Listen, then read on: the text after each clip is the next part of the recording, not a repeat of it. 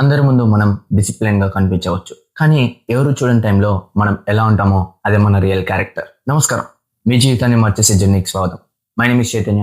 Welcome to Chaitanya discipline. ఒక student ఉన్నాడు, class లో టీచర్స్ ముందు చాలా డిసిప్లిన్ గా ఉంటాడు అనమాట.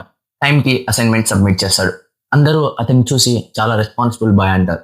కానీ కానీ ఇంటికి వెళ్ళాక అతను బుక్స్ పక్కన పడేసి ఫోన్ లో హవర్స్ ఆఫ్ టైం ని స్పెండ్ చేస్తాడు. ఎగ్జామ్స్ దగ్గర పడగానే టెన్షన్ పడేవాడు, ఎందుకంటే ఎవరు చూడని టైంలో డిసిప్లిన్ అనేది పోయింది.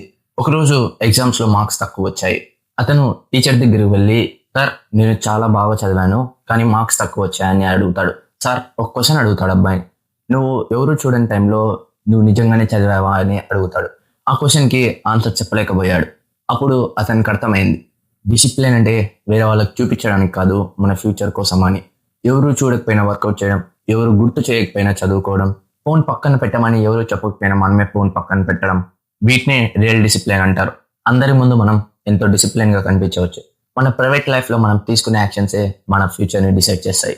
కాబట్టి ఈరోజు నీకు నువ్వే ఒక క్వశ్చన్ అడుగు, ఎవరు నన్ను చూడకపోయినా నేను నా గోల్ కోసం వర్క్ చేస్తానా అని. ఆన్సర్ ఎస్ అయితే నువ్వు కరెక్ట్ పాత్ లోనే ఉన్నావు. ఆన్సర్ నో అయితే పర్లేదు, ఈ రోజే మార్చడం స్టార్ట్ చేయి. ఎందుకంటే రియల్ డిసిప్లిన్ అనేది మన ఆడియన్స్ కోసం కాదు, మన ఫ్యూచర్ కోసం. ఈ రోజు ఛాలెంజ్, ఎవరికి చెప్పకుండా ఎవరికి చూపించకుండా నీ గోల్ కోసం ఒక 30 minutes వర్క్ చేయి.